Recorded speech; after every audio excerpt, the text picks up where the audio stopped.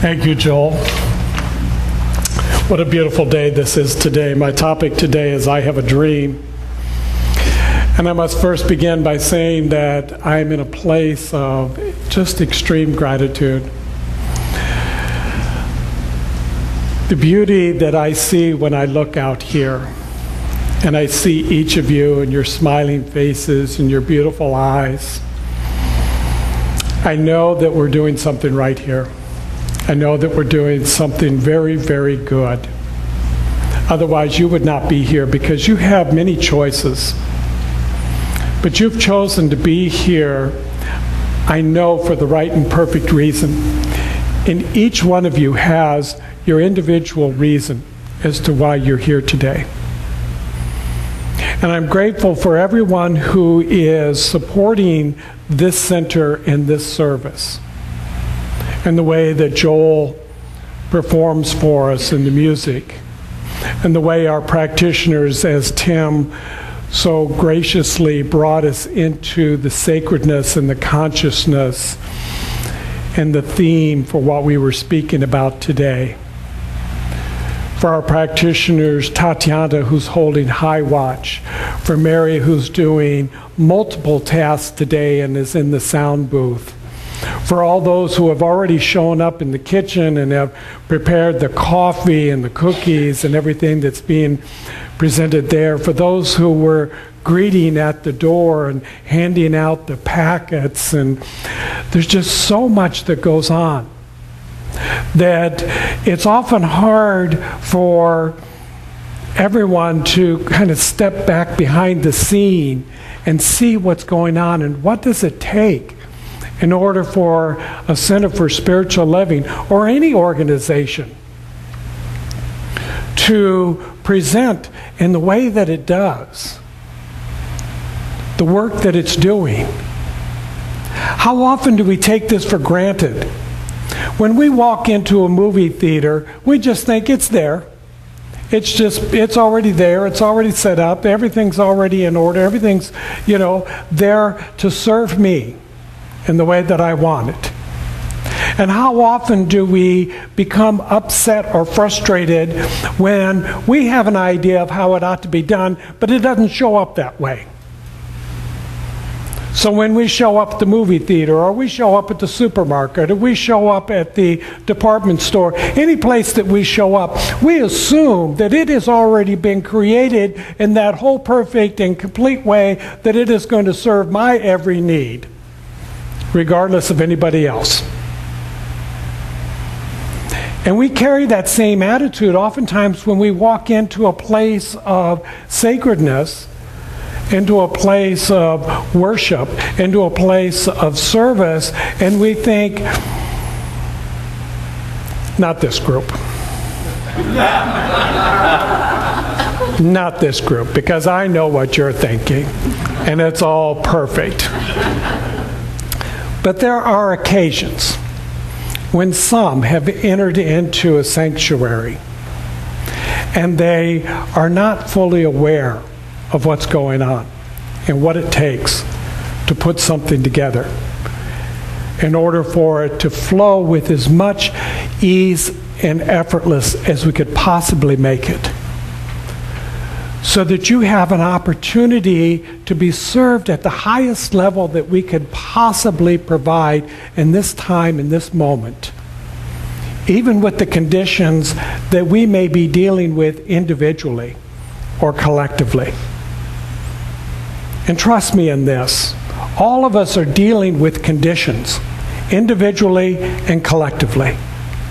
We are all in this process, this journey of life, in which we are trying to move from one point to the next point to the final destination, of which we're not even sure what it is. The experience that I had, I was teaching a group of practitioners on Thursday evening for 28 weeks. And I mentioned this before. I invited them to come into a class of which there was no syllabus, there was no agenda, there was no really assigned book. I didn't even know what it was going to be. But we'd meet for 28 weeks. And they'd pay me money, good money, to present them something that they had no idea what it was going to be or what they would be asked of. So they had to step out in a leap of faith. They had to absolutely trust that they were going to move through this experience. And some of them were resistant because it was kind of like, well, this is the way I think it ought to be. You ought to give me a syllabus. You ought to give me an index. You ought to give me an outline. You ought to give me a book. You ought to give me the sample questions in advance so I could, preview them. So I know what's going to. I said, no, I have no idea what it's going to be. And when we did our final project, most of them got up and they said, I'd like to explain to you what we did in the last 28 weeks, but I have no idea what it was. But I can tell you it transformed my life. Imagine that. You have no idea what you've just done, and yet it has transformed your life. That's what we're talking about when we're talking about trusting in Spirit. And it is by no accident that we are spending some amount of time on this chapter called mental equivalence. I thought the same thing, Tim. It was kind of like, didn't I talk about this last week? I already gave them the answer. They ought to know all of this by now, and yet here's another week in which we're going to talk about mental equivalence. And what does that mean? What is a mental equivalent? Last week I gave you 4 steps. So here's the quiz. Step number 1.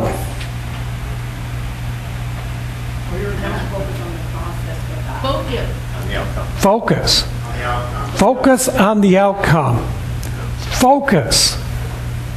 How many went home and looked up in the dictionary to see what focus meant? Yeah. What does focus really, really mean in this sense of what we're talking about in mental equivalence? The focus on the outcome. Tim was speaking of it in his little brief introduction. The focus on the outcome. So let me give you just a little test here. Let's try this, okay? Put your finger on the tip of your nose and then kind of look at it. Focus on that. Focus on that, the tip of your nose. Okay, now move it out. Now focus on the finger. Okay, move it out a little bit further. Focus on the tip of your finger. Move it out as far as you can reach. Okay, how many have forgot about the tip of your nose? The focus. We do this in our life all the time. Where we take our focus depends upon what somebody's telling us to do. What we're hearing in the radio or the TV or the marketing or the advertisement or some reading or listening to somebody else. Our focus continues to go in multiple directions all of the time. Our attention is about a millimeter of a second. And then we're off to someplace else. And then we're off to someplace else.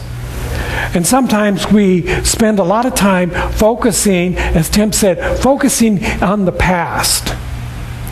Or focusing on something in the future that we have no idea what it's going to be. And we've forgotten about the very present moment of right here and right now. Because our focus, our attention is being called upon, it is being drawn out, it is being demanded by so many things going on in life. It's very challenging to stay focused. When we are driving an automobile, we are taught and trained first, at least my instructor did, my dad, to focus on driving the car. Now, at 6